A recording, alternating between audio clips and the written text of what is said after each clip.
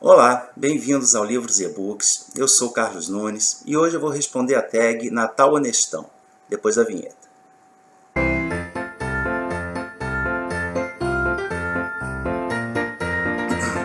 Essa tag foi criada originalmente pela Tailane Costa, do canal Despindo Stories. Eu vou deixar o link aí embaixo para quem ainda não conhece, para conhecer o canal dela, que tem muita coisa bacana. A proposta dessa tag é aproximar mais o Natal da nossa realidade. A gente normalmente faz aquela pompa, né? Tem uma certa cerimônia com essa festividade do Natal. E, na verdade, na prática, quando a gente se reúne com a família para fazer a ceia, acontecem certas situações que não tem muito a ver com toda aquela cerimônia, com aquilo tudo que a gente planejou.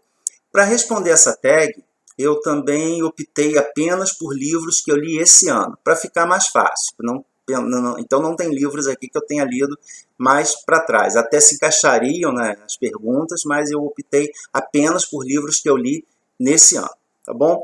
Então a primeira pergunta é: Natal simples, mas com carinho.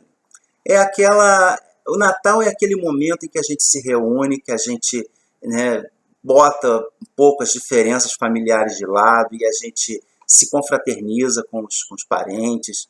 E o ideal é quando aquele Natal é na casa da mãe, com todo aquele aconchego. Eu, infelizmente, não tenho mais a minha, mas tem tudo a ver, né, esse aconchego de mãe, essa recepção maravilhosa que a gente tem, esse carinho todo, com a época, com o Natal.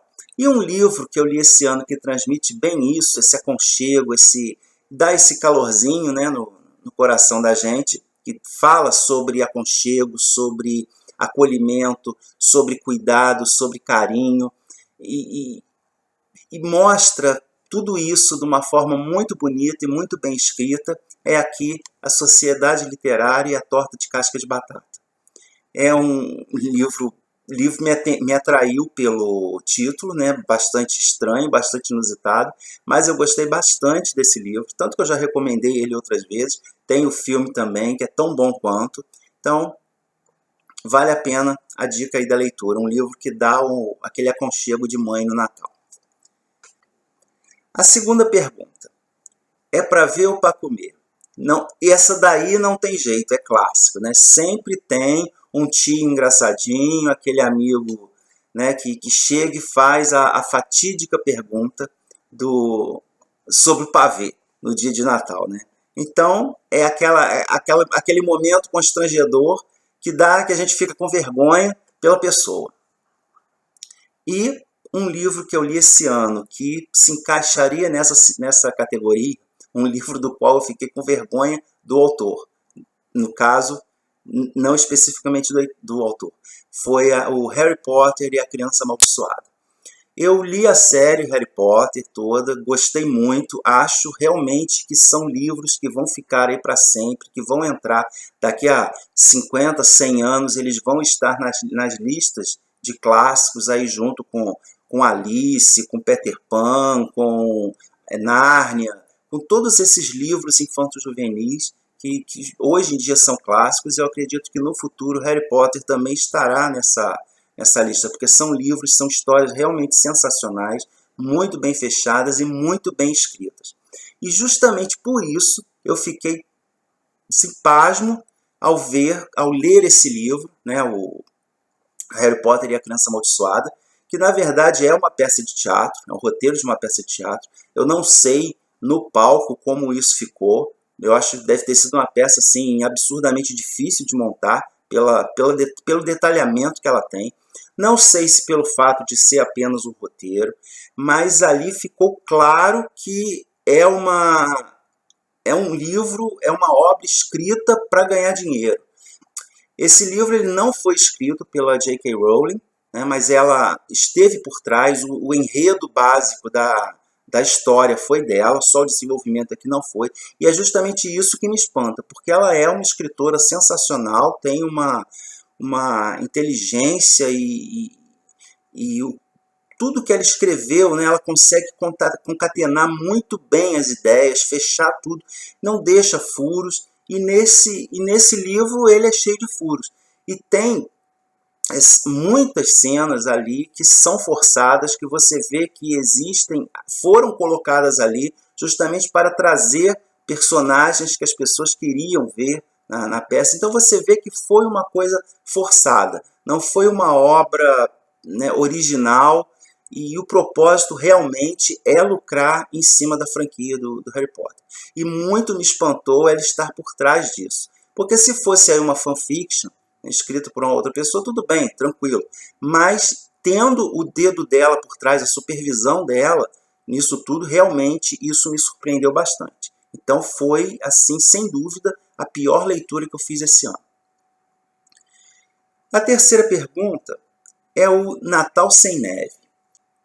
O Natal, a gente importou, né, todas essas formas, essa simbologia do Natal. Não tem nada, absolutamente nada que seja nosso. Tudo é importado da Europa, desde a roupa do Papai Noel, o Natal com neve. Tem aqui, né? Não adianta, a gente não tem como fugir disso. Apesar de todo ano a gente ver aí propagandas falando de vamos adaptar o Natal, vamos fazer uma coisa mais tropical, mas não adianta. Já são características que estão muito arraigadas na nossa sociedade, no nosso cotidiano, e fica difícil fugir disso. Mas dentro dessa proposta, né, de trazer uma cerimônia, trazer algo estrangeiro para a nossa realidade, esse ano eu li uma não ficção muito interessante, que é aqui Os Contos e os Vigários. Uma história da trapaça no Brasil, que ele mostra como trambiqueiros sempre existiram em todas as épocas e todos os lugares do mundo, pessoas sempre querendo se dar bem. Mas aqui nesse livro, né, uma não ficção, o autor mostra-se como é uma história realmente da trapaça no Brasil, de fatos aí que já deram jornais, já deram noticiário, e desde a época colonial, como isso foi adaptado para a nossa realidade, certos golpes que foram, digamos assim, abrasileirados, e coisas assim que se tornaram bem típicas. Por exemplo, golpes envolvendo caipiras, que é uma coisa bem típica do nosso Brasil. Então fica a dica, um livro muito interessante. Eu fiz vídeo dele, vou deixar linkado também. E é uma delícia de ler e muito, muito esclarecedor sobre tudo que envolve essa área de trapaça, de golpes, e a gente vê como isso foi adaptado para a inventividade do nosso povo. Muito, muito boa leitura. A quarta pergunta é a ceia na casa da avó, que é cedo, e quando termina, todo mundo vai para a balada. Mas certas pessoas, como eu, por exemplo, não. A gente vai para casa dormir. E aí um livro que deixou com sono. Esse ano, o livro que me deixou com sono, que foi difícil de ler, que é aqui o Como Ler Livros, do Mortimer Adler.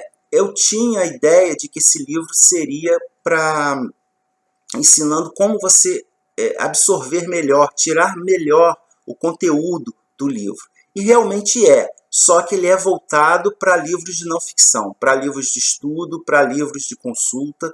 Então ele te dá dicas valiosas de como você estudar melhor, como você focar no que realmente o livro tem de importante. É um livro bastante esclarecedor, muito completo. Eu não gostei muito, então foi um livro bem arrastado, cheguei a pular algumas partes. Nem fiz vídeo para ele, porque eu não achei assim válido, eu não achei que foi uma experiência que me trouxe grandes...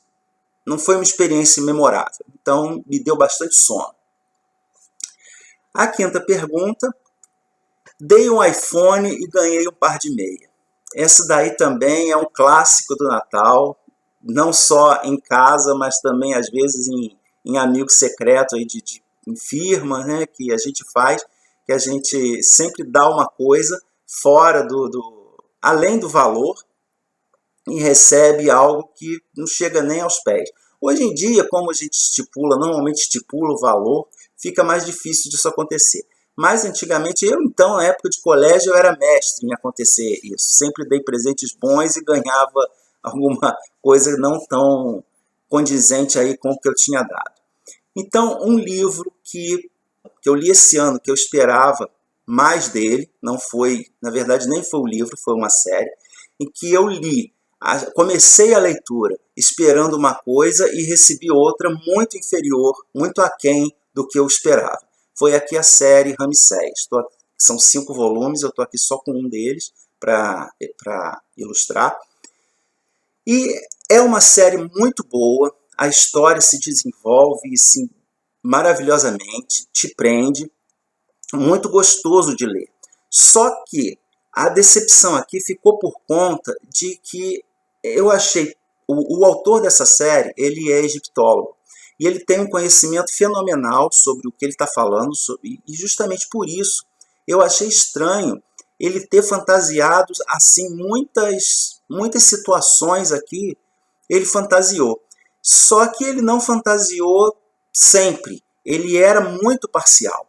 Então, o que interessava, o foco dele, você vê que ele é uma pessoa apaixonada pelo Ramsés, e o Ramsés chega a ser aqui quase que um super-herói. Ele tem, né, poderes, ele usa certos poderes, contato com os deuses, coisas assim sobrenaturais para vencer as dificuldades, enquanto que em outros momentos que seriam tidos como sobrenaturais, até nas histórias que a gente já conhece dessa época, por exemplo, a fuga do Moisés com os hebreus pelo Mar Vermelho, ele mostra de uma forma natural, como um fenômeno natural. E, no entanto, numa cena de batalha, ele coloca o Ramsés como protegido dos deuses. Então, ele é parcial, assim, com o Ramsés. Então, isso me decepcionou bastante no livro, porque eu esperava...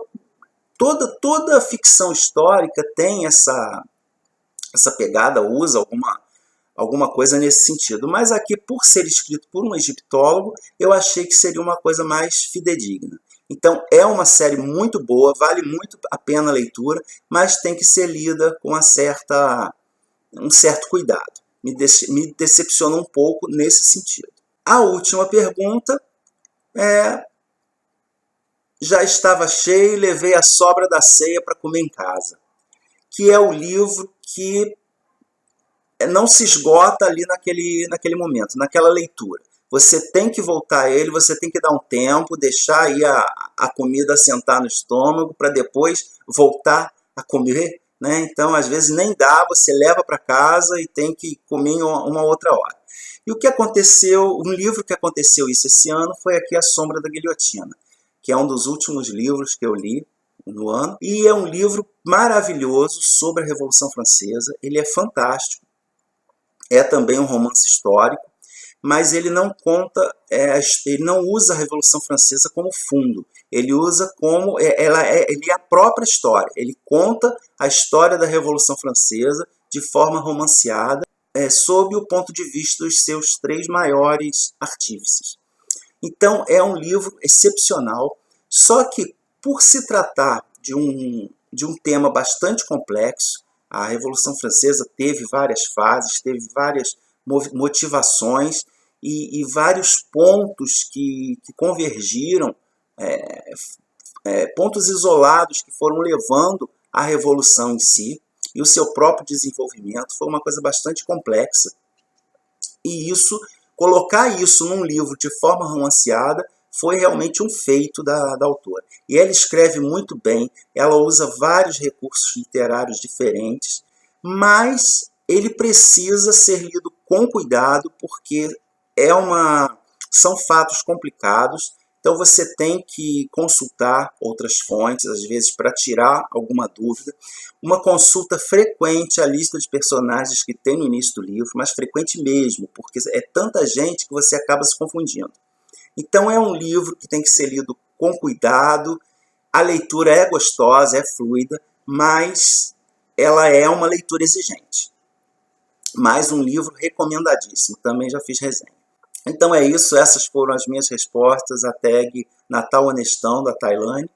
E não vou deixar tagueado ninguém aqui, até porque já está muito em cima do Natal, acho que nem dá tempo de responder. Mas então fica aí essas dicas de livros. Quem gostou do vídeo, das minhas respostas, por favor, dê um like, curtam o vídeo, se inscrevam no canal e ativem o sininho para receber as novas, sempre que tiver vídeo novo, vocês ficarem sabendo de antemão. Tá bom? Por enquanto é só. Um Feliz Natal para todos. Que todos tenham uma noite de paz, abençoada, junto com seus familiares e amigos. Que curtam bastante, sem se esquecer do momento que está sendo comemorado nessa data, né, que é o aniversário de Jesus, e que muitas vezes a gente se esquece, envolvido na festa, nos presentes, na alegria, a gente extrapola e comete excessos e depois acaba tendo aí confusões, brigas. Então eu desejo a todos aí uma noite de Natal abençoada, de muita paz, de muita alegria e de muito amor entre todos, que é o que a gente está precisando muito.